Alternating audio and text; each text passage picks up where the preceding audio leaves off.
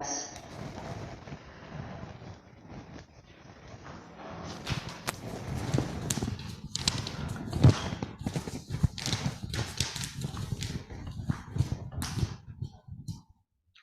we're closing breakout rooms.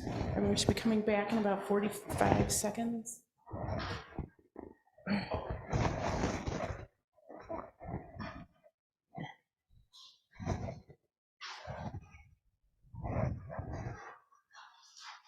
Okay, you're working the camera, you're multitasking. Oh, yes. Maybe you could just bring us in a little. Yes, I will.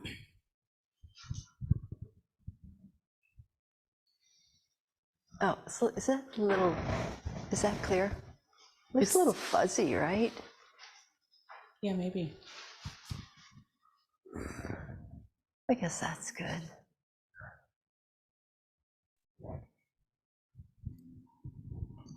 Welcome back, everyone. Hope you enjoyed your time online in your breakout rooms.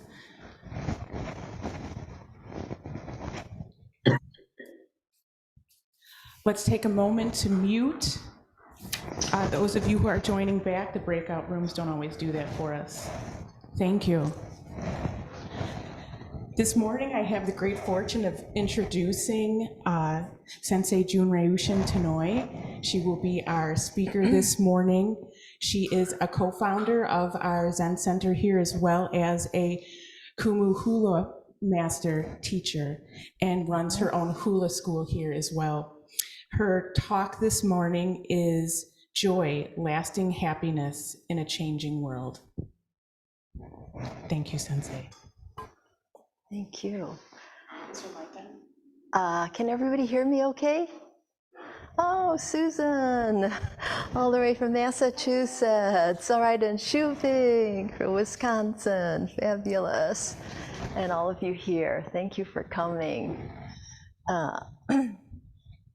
So I was really nervous, right? And then I remembered what the Dalai Lama said.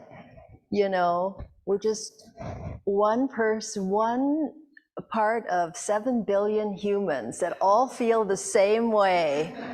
So what's the problem here, right? It's just all about me. That's why. That's the problem. So I was thinking about joy, and I've been reading this book, a wonderful book, the Book of Joy. It's a conversation with His Holiness, the Dalai Lama, and Archbishop Tutu. I don't know if, has anybody read this book? All right, excellent. Melanie has read it. And it caught my eye because our Shuso, Myogetsu, has been teaching about the Lojong trainings this whole 3 months, intensive Ango practice. And she's been doing, of course, an absolutely stellar job. It's been so inspiring listening to her and being reminded of these very down-to-earth practices that are practices because it's not easy to do all the time. But these are trainings in how we become compassionate.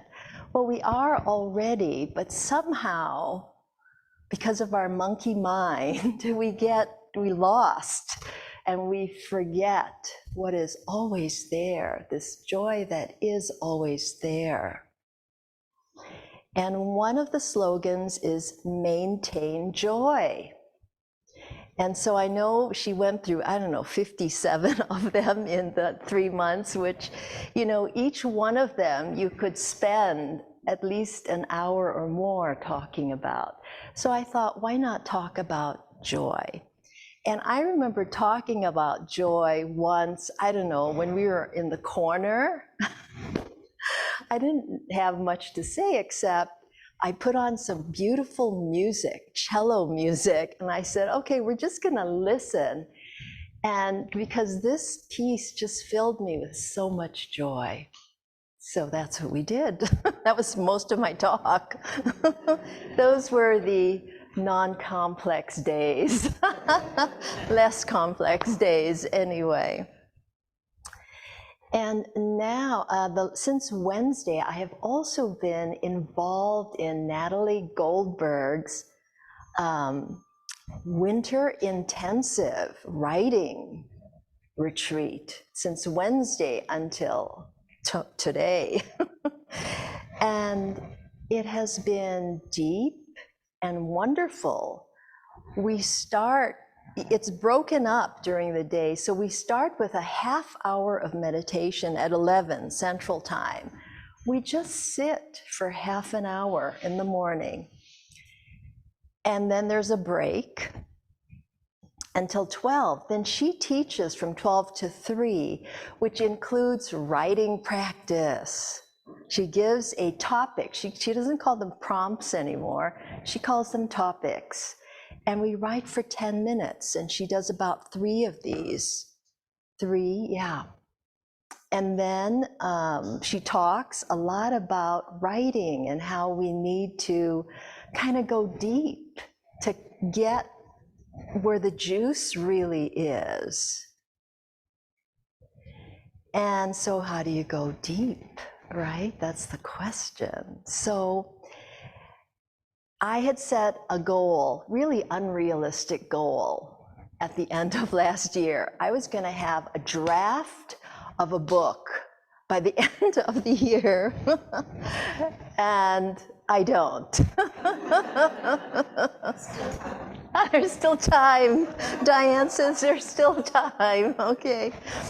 Well, Natalie said she did writing practice for 6 years before Writing Down the Bones came out. So that gave me hope that I could actually do something maybe in 6 years.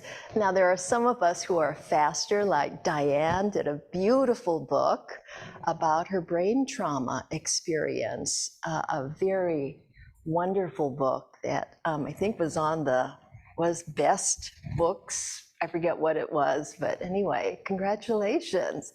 I knew after reading that book it would help a lot of people. So I want to say a few more words about this writing intensive, because at the end of the day, so there's 3 hours, then there's a 2-hour break, and then there's an hour where we do 5-minute, few minutes sit, and then 2 more topics, and we write, and then we break out into groups, and you can read if you want, or you can just, and just listen, or you can read. And it's a small group of 4 people that you don't know for the most part. There are 277 people in this workshop or retreat. And then at 8 o'clock our time, we sit again for half an hour. And an hour of sitting total, together with about 50 minutes of writing, is very contemplative, actually. And I found myself going very deep I felt like I was in sesshin already with this practice. And she has guidelines, right? Keep your hand moving in the 10 minutes. Try to let go of the editor or the monkey mind or the critic. And so keep the hand moving and give yourself permission to write the worst shit in the world, basically. And she said, writing is not logical. It's not logical. So you got to get out of that logical left brain. But structure is important, and so you have to find your structure. So yesterday I was in a group, and this whole process of going deep is a process of opening, just like in sesshin. And this one writer, a woman, she and also when you're in the group, the only thing you can say is thank you. There are no critiques, just thank you, and then the next person, which is great. Because you're trying to build your spine, your writer's spine, which is not dependent on anyone's point of view except yours. So there was a writer who told, the topic was, write about a book that you love, how you came to find this book and what do you love about it, the author, whatever. Great topic. And this one woman wrote and read about this author, Suleika Jawad. I don't know how to pronounce her last name, but I don't know, has anybody heard about her? She has written the book Between Two Kingdoms. And it's derived from Susan Sontag's writing about illness that she did in 1978. So it's a metaphor. Everyone who is born holds dual citizenship, and one is in the kingdom of the well, and one is in the kingdom of the sick. Powerful. I had never heard of this. And it's about Suleika having cancer, actually. And she is the partner of John Baptiste, who used to be with Stephen Colbert. She's an award-winning author, New York Times best-selling author, I think, for this book. And she has also created these isolation journals during COVID, where the idea was to turn this isolation into artistic solitude and a lot of readership through those journals. Anyhow, so the writer, or the person in our group, said she and John were also involved with a prisoner on death row in Florida who had been on death row for 20 years. And there were no executions during COVID. But after COVID, they've restarted it up again. And he, after being on death row for 20 years, was next. And they were doing all kinds of things. I guess she was writing through these journals about what they were trying to do to save him. And so the writer, the person in the group, said she was going to the tennis match where she was keeping, because she has a little, blog or whatever. She was keeping tabs on what was happening because he was supposed to be executed by lethal injection, like any time. And they tried, everything to save him. And just as she was going to play her tennis match, she saw that he had been executed. And she immediately did a Tibetan mantra, which I don't know what that mantra is, but when she said that, I just started crying, basically, just weeping. And I was wondering, why am I crying, right? I didn't really know why, but it was that mantra, and I'm not sure what the mantra meant, right? But just the idea of somebody, if that is all that you can do, is to offer a prayer, it makes a difference. It is such a loving gesture. And so at the end of our read, I asked her if I could have her email address, because I said, I also work with people in prison, although I haven't been for 3 years because of COVID at Cook County. And I actually wanted to ask her if I could share her writing because it was so powerful. So she gave me her email a little bit warily, but because we were supposed to just not talk, you know what? So anyway, so that was interesting. You know, I was just, to me, it just showed me that I was just really open through this writing practice. And then at the 5 o'clock rite, there was a woman who was reading actually to people as they were returning, and she was the last one. It was 6 o'clock, like, you know, we end 5 to 6, we end at 6, but Dorothea, who is Natalie's assistant, called on her because she was the last one. She still had her hand up. She was an older woman. And so she started to read her story. And her story was about an incident that happened to her when she was 14 and a half. And her friend said, you should go to this studio in New York City. And, you know, they have dancing there, jazz dancing. And she was a dancer. So she showed up, her friend wasn't there. And it was actually auditions for this musical.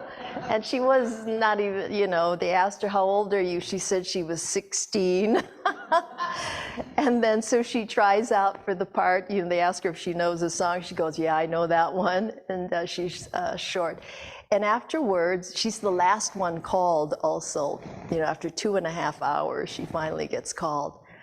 And then a little while afterwards, they come and they say, you got the part, congratulations. And she was kind of short. And in this, and it was like a, you know, where an equity, so you have to go become part of the union and all of that. She didn't have enough money. So anyway, but in the performance where Van Johnson, those of you who are my age and know Van Johnson, played a cameo role in that. He's like this famous actor, Robin Smiling. She knows Van Johnson, right? Oh yeah, Susan, right. He's in there. So she actually gets a solo piece with this one tall dancer. And in the middle, in the dance piece, he tosses her up and she twirls and he catches her. But, you know, because she was in high school, she needed like mirrors to kind of see where she was, or, you know, there was a picture in the audition room to just know where she was so she could gauge, you know, as a dancer. Anyway, on the stage, there was nothing. And she totally panicked and freaked out. And she was like frozen. And the other dancer, you know, like, what's wrong? And she explained, he said, look, we have to do it. So he does it, and she says he tosses her a little too high than they had practiced. And there was a microphone up there, and then she said the word shit, and it just went through the whole auditorium. And I just like burst out into laughing at that I haven't done that in this whole time with any of the readers. And that was a wonderful story that joy erupted out of me for a little while.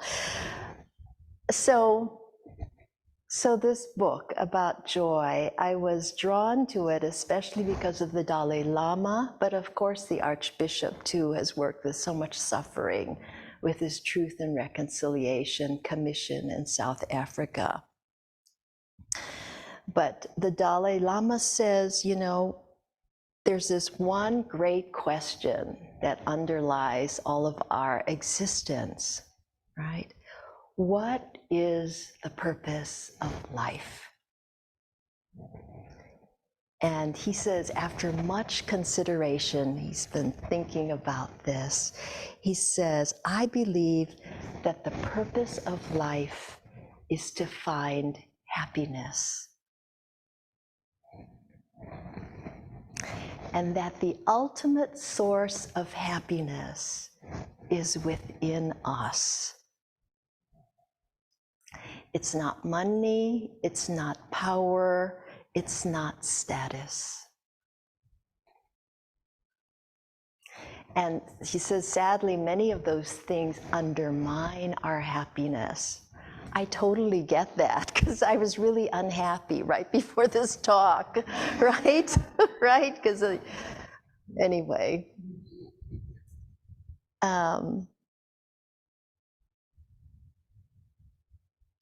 So he says, you know, the suffering from a natural disaster we cannot control.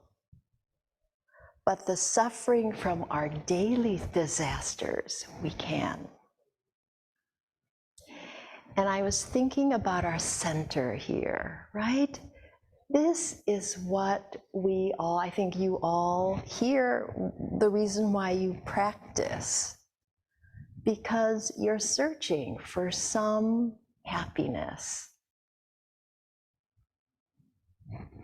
that is actually right here with you all the time. And he's saying, you know, the 21st century, actually, we're improving on innovations in the 20th century, you know, continuing to improve our material world. But the problem is that our education is really exclusively focused on the external world and not the internal world. He says we're not concerned about our inner values. But I mean, why aren't we? Because we can see that it causes us so much pain when we're not.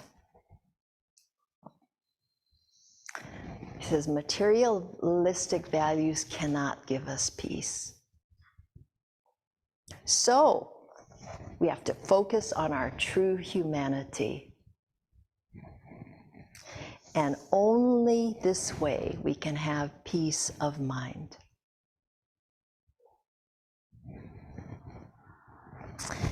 And I was reading Aiken Roshi's book, also Mind of Clover, and what caught my eye was that joy is this kind of contentment, ease.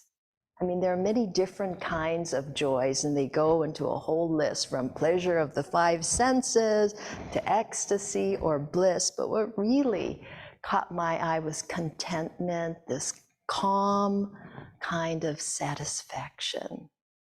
That for me is joy. It might not be flashy, but it certainly is sustaining. And nothing beautiful comes without suffering. Look, that beautiful book came out of your suffering. How many years, right, Diane? Yeah, nothing beautiful comes without some suffering. So Dr. Sonia Liu-Bormisky at UC Riverside, she studies happiness. I think that would be a great job, wouldn't it? Study happiness. And she found that the three factors that have the greatest influence on increasing our happiness are our ability to reframe our situation more positively, our ability to experience gratitude, and our choice to be kind and generous. Right. And Richie Davidson, the neuroscientist at UW-Madison, he said there are 4 independent brain circuits that influence our lasting well-being, and they're all independent.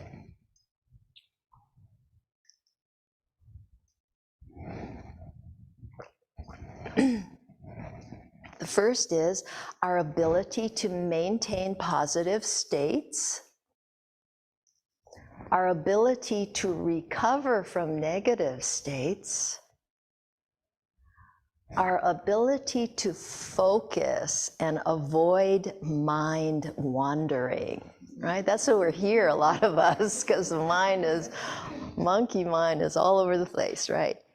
And our ability to be generous. Those are the 4 independent circuits. So again, the source of suffering, according to the Dalai Lama, is too much self-centered thinking. I, me.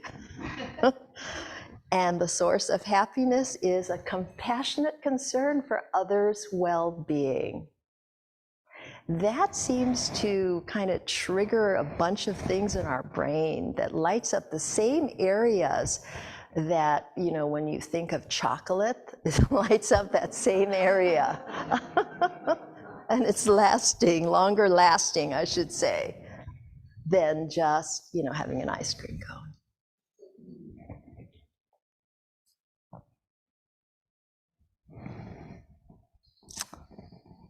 So the Buddha is supposed to have said, what is the one thing which when you possess, you have all other virtues? What is the one thing which when you possess, you have all other virtues? Any ideas? Compassion.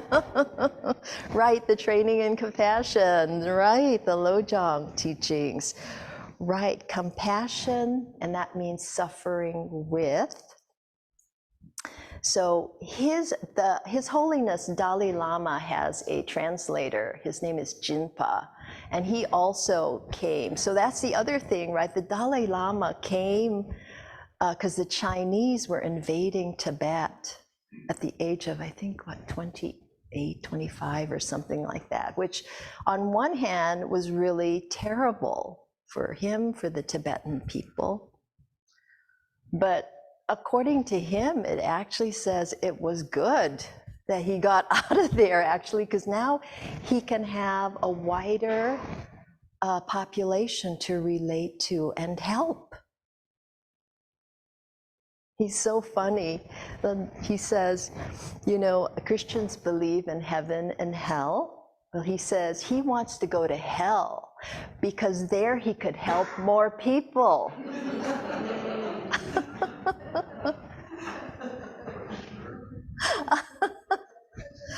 I'm so great. So empathy is to feel another's emotions, right? To be in their shoes. And compassion is where we want the best for someone, right?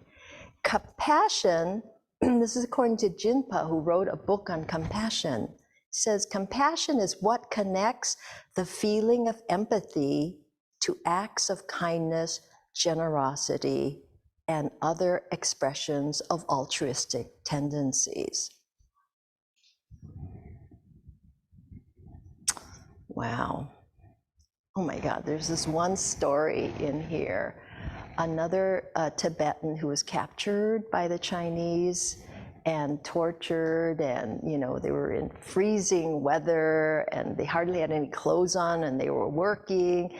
And he said at one point he was so hungry, he started gnawing on a human being who had just died. But he couldn't, it was ice hard, so he couldn't buy. And he said his greatest fear was that he would lose compassion for his Chinese captors.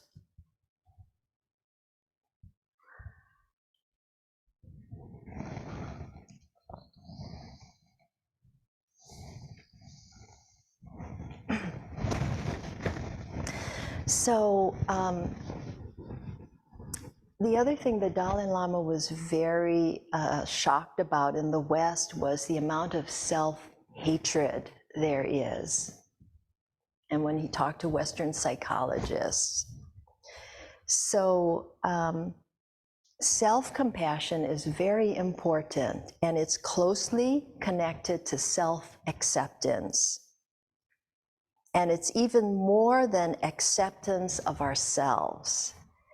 It's actually having compassion for our human frailties and recognizing that we're vulnerable and limited like all people. That's self-compassion.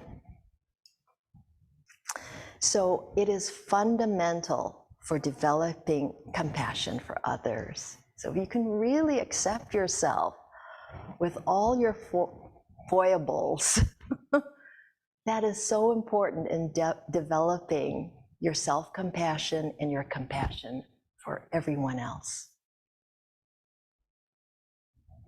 It's hard to love others when you don't love yourself. And this lack of self-compassion manifests in harsh, judgmental relationship with ourselves, right? Many people feel that, unless they are critical and demanding, they will be failures, unworthy of recognition and undeserving of love. So, right, another where we're not self-compassionate, how many of us don't rest when we're tired? Right, we neglect basic needs for sleep, for food, exercise. We just drive ourselves harder and harder. Who does that? Okay, so we have to just be aware of that, right? Just be aware of it so that we can change it and really be kind to ourselves. Is it really that important to finish this by a certain time? Maybe, and maybe not. Right, we are not machines. We are human beings, and we are deserving of loving attention. Right, so I think, all right, so the psychologist Kristen Neff has identified ways to express self-compassion. Okay, we need these little tips. Here, I need them. When we treat ourselves with compassion, we accept that there are parts of our personality that we may not be satisfied with, but we do not berate ourselves as we try to address them. That's a big one right there. We do not berate ourselves as we try to address them.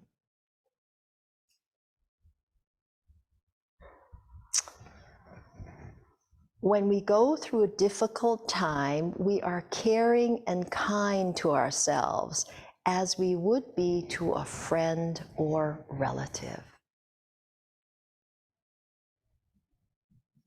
When we feel inadequate in some way, we remind ourselves that all people have these feelings or limitations.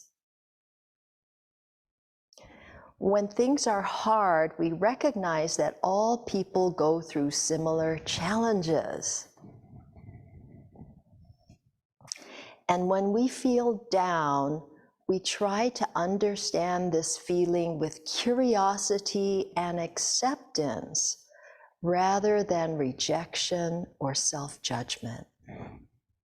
Right, curiosity is such a wonderful thing. Wow, I'm feeling down right now. That's interesting, right? Wow, kind of hard on myself right now. That's interesting, right? Self-awareness. We're starting to become mindful of what we're doing.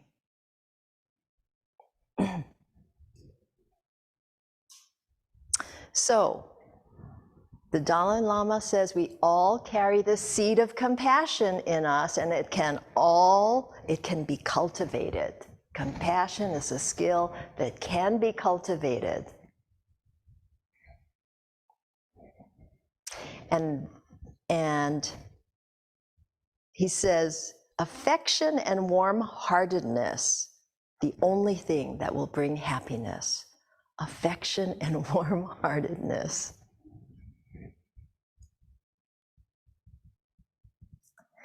And this really brings inner strength and self-confidence, reduces fear, develops trust, and trust brings friendship, which is the Sangha. He's saying it's important to have a Sangha, a loving community that supports you and you support it. The Sangha is so critical. So we know some of the obstacles to joy, right? Fear, stress, anxiety, frustration, anger, sadness, grief, despair, loneliness, envy, suffering and adversity, illness, and fear of death. So there's some wonderful joy practices at the end of this book that are really helpful. And one of the things that His Holiness says is we have to develop mental immunity. Mental immunity.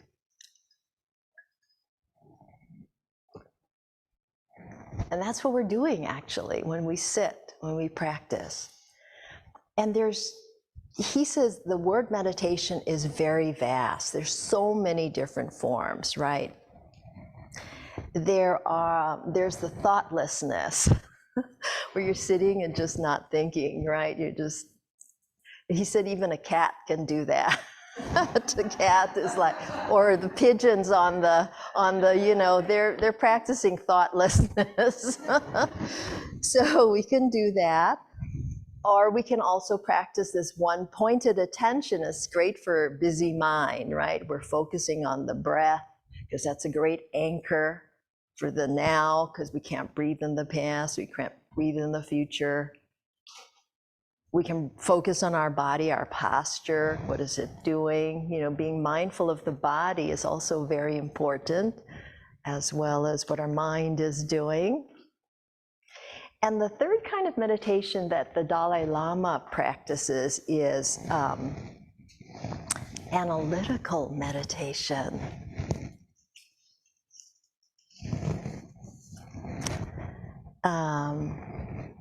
And what that is to investigate or get at the root cause of the fear or anger that has arisen.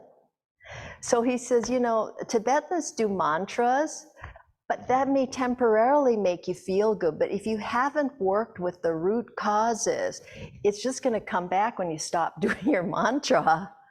And so it really is interesting how he describes analytical meditation. Because he says, we can discover that 90% of our anger is a mental projection, which is interesting, right? And he says, we can discover that angry words were in the past and no longer exist except in our memory.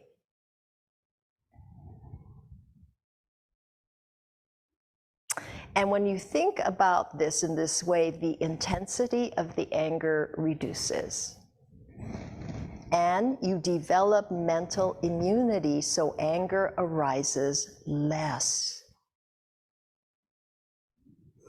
So he describes analytical meditation in this way. It's a form of mental investigation where you can see your thought as thoughts and learn not to be chained by them, not to identify with them, which is what we say a lot here, right? We're seeing our thoughts and we're not identifying, we're letting them go. And then you come to recognize that your thoughts do not necessarily reflect the truth. It's like, really? Okay, let's be curious about this. So you're constantly asking, what is reality? Yes, what is reality?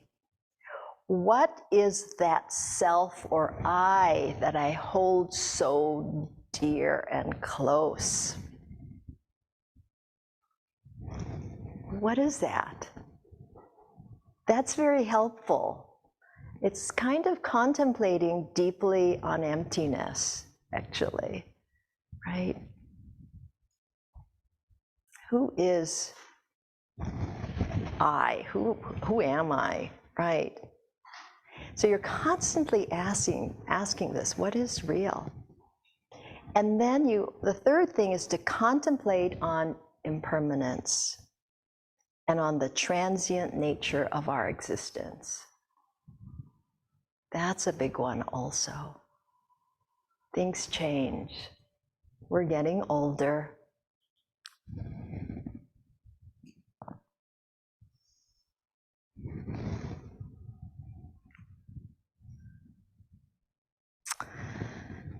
So there's 8 pillars of joy and how to cultivate them, briefly. So there's perspective, right? Many different angles, and he gives a self-distancing practice from that self, right? Perspective.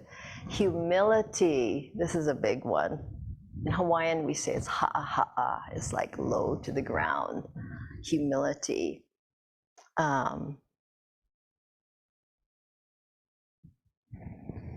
And Lojong is good. They've got practices for humility, right? It helps us remember our bond with everybody. We're not anything special, even though, we think that. I'm embarrassed to say, but anyway.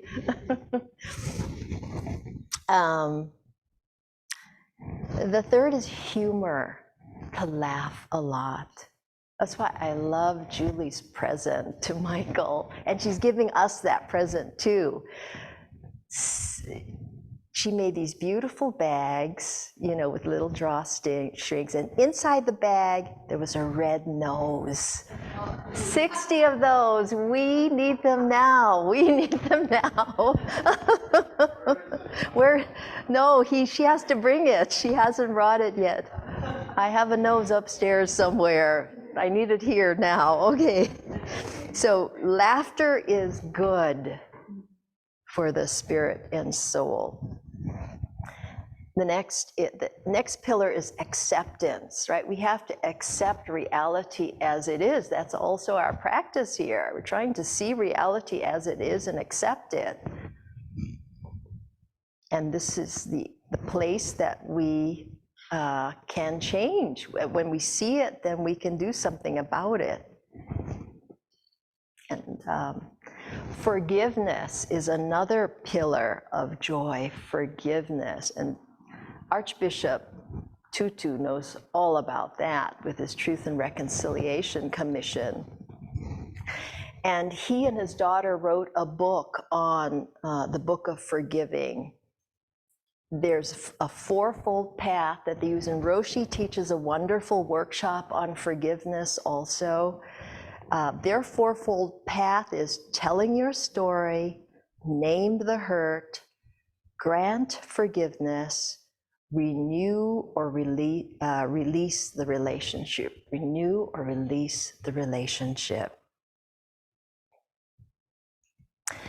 And forgiveness is not about forgetting, though that's an important thing.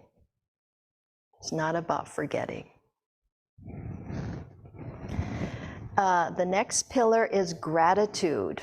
Again, we're so grateful to be alive at this time, at this moment. And gratitude journals are wonderful. Name 3 things you're grateful for every day in a journal. This is a good way to get out of your depression. And then compassion, absolutely. There's the compassion meditation they have in there is the loving kindness meditation. So that's a wonderful one. If you are feeling in any way, down on yourself, the loving kindness meditation for yourself is an antidote, and I highly recommend it. And then, of course, offering that meditation, loving kindness meditation to neutral people, people you love, and then your enemies. That's the hard part. But great practice, absolutely great practice. And the last is generosity. Generosity practices. So, right, compassion is the impulse to help others, and generosity is the action that follows that impulse. And there are three forms of giving: material, right, which can be dana. The knitting circle made that wonderful Afghan, right, that they're going to give to someone who could really use it, someone needy. The Zen Heart Way, where people who might need a little helping hand with some money, that is available. So if you know anyone. What happened to my last page? I know there's also one, not giving fear, right? That's an important one. And the third one, there's one more, generosity. Oh, giving the teachings, spiritual teachings. That's a form of giving. So, of course, we're going to do a hula, but before we get there, that's the end of my presentation, and if there are any questions or comments or thoughts, I would be happy to entertain those now, before we do a little joy dancing, which is known as hula.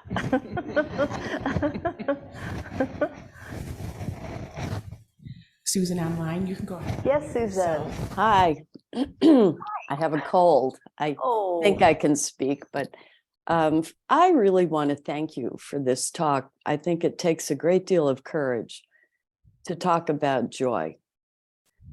And I was surprised and really happy to see your topic, because it's so easy to reside in a sad place, you know, with things going on around us. And I was thinking as you spoke about a somatic awareness that, part of me is feeling joy.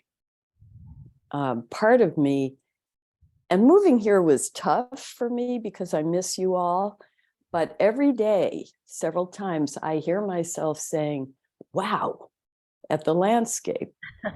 Something, wow, look at that mountain in the late afternoon sunlight. Wow. You know, so I hold that joy in moments while also holding, you know, an awareness of other things. I think not to hold parts seems unrealistic.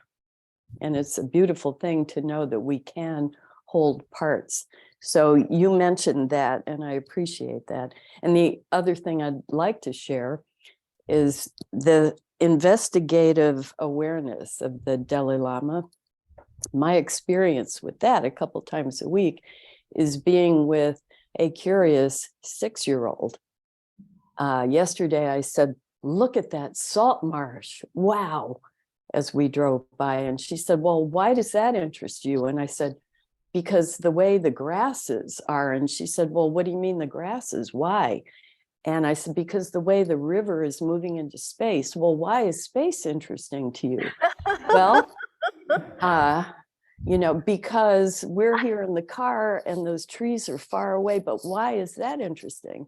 And are they really far away? And I thought, no. So the why helps us dig deeper. And I think that's a really good practice that you brought up. So thank you. Thank you. That is a 6-year-old. Wow, you're learning a lot from her. Fabulous. And she from you. Yeah. Massachusetts. She moved to East Hampton, is that Mhm. right? Right. Yeah. The hill towns. I mean, the valley surrounded by hill towns, and it's quite lovely. Yeah. Your photographs and Instagram are Oh. absolutely gorgeous. Oh my God. It's gorgeous here. We'll have to go visit you. Come visit you. Everybody come. And hope you come see us too. Definitely.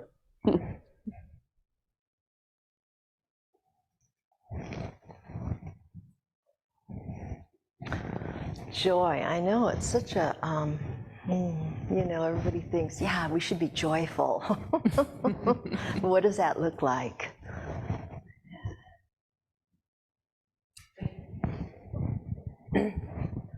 Wow, Sensei, that was so beautiful, just so moving and beautiful, and I love the way that you talked about the different kinds of joy.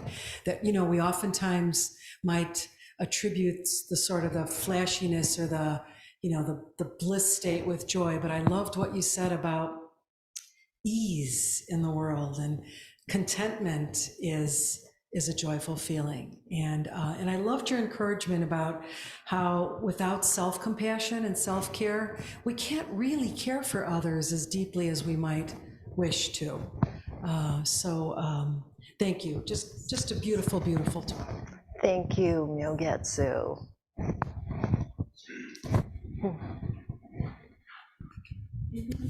Sensei, regarding your writing project, I interview authors.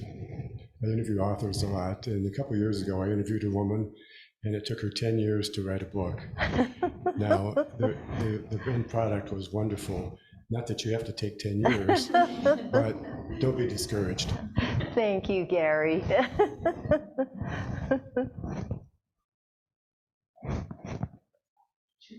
Over here. Something I've been saying to myself lately, which I thought was very relatable to your talk of joy, during like certain periods of struggle or financial struggle, I just tell myself I have everything I need, meaning like family or oxygen, food in my house. I have a place to live. Like, it may not be glamorous, but I have everything I need to make me happy. So I just kind of keep saying that day in and day out. Great. Great. This is Jillian, my new hula student. Hi, Jillian. Hi, Jillian. Welcome.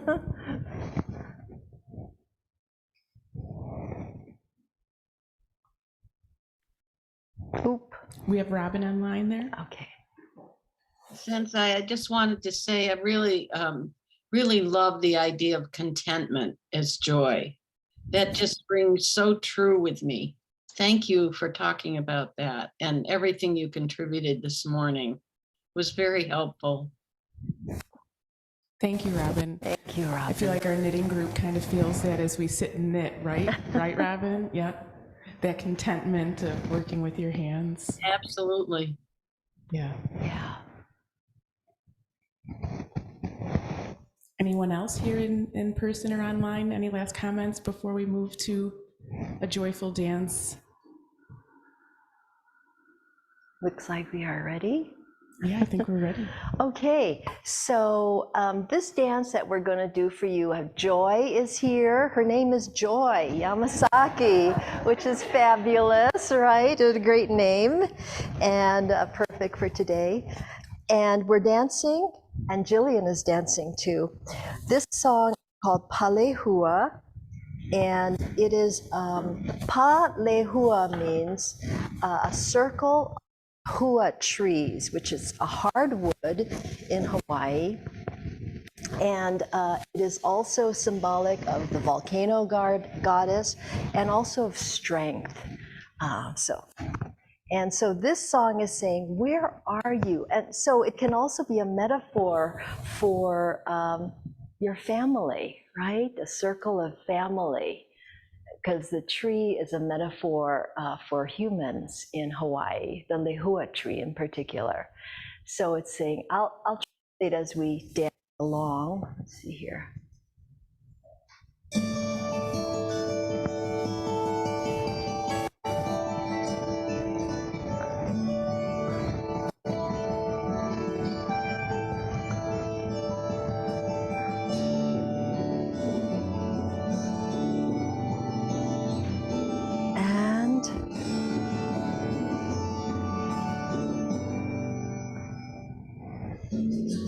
Calling to me is Palehua, this beautiful place, unforgettable.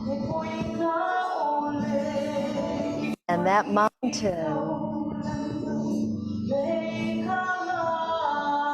unveiled to the heavens, majestic is this place,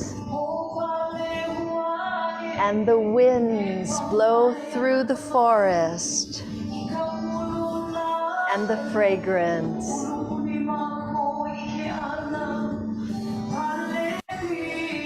pervades everywhere.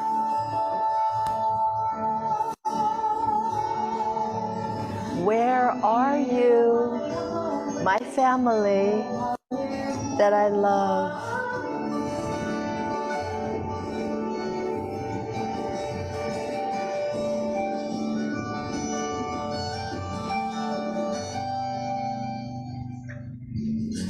This is my story,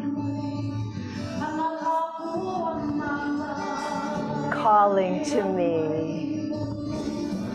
is Palehua, and that mountain unveiled to the heavens.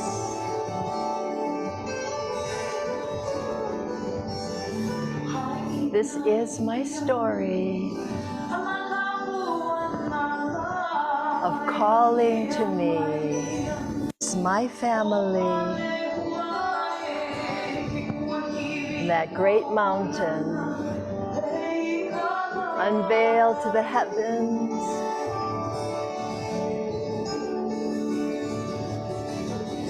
Where are you?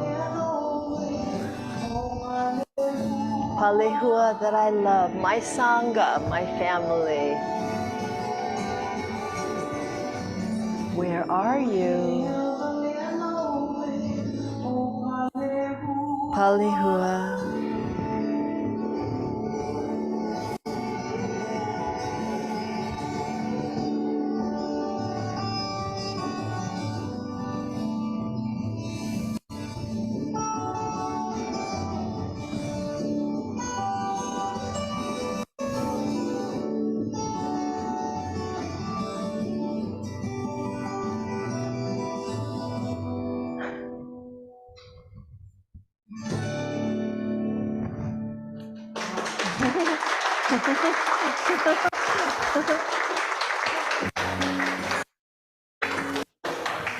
Okay, yes?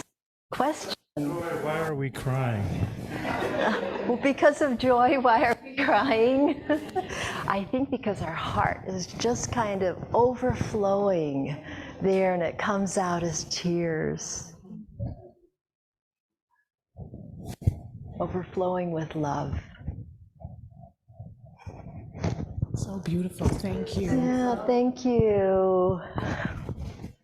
Thank you, Joy and Jillian, for joining me today. All right, For those everyone, enjoy. Oh, yeah, there's a... For those of you in person, please stay for refreshments. Those of you online, oh, here I am. Those of you online, if you'd like to stay for a few minutes and chat, I'll open up one breakout room for you to say good afternoon to one another and send yourselves off that way. We miss you in person. Enjoy your day. We do.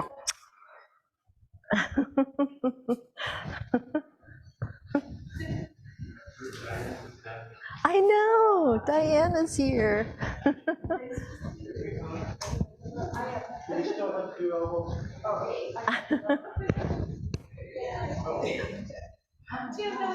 Oh, thank you, Sky.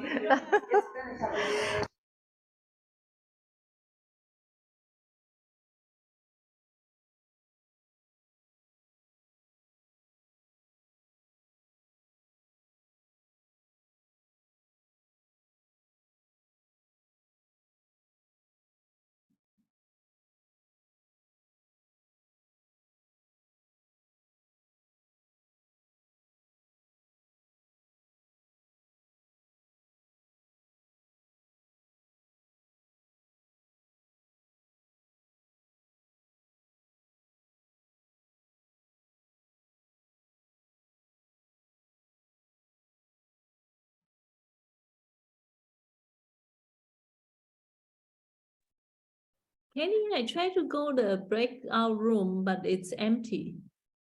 Yeah, I think everyone logged off today. So I'm sorry, I'm upside down. Sorry I can't be with you today, Shu Ping, but it's good to see you.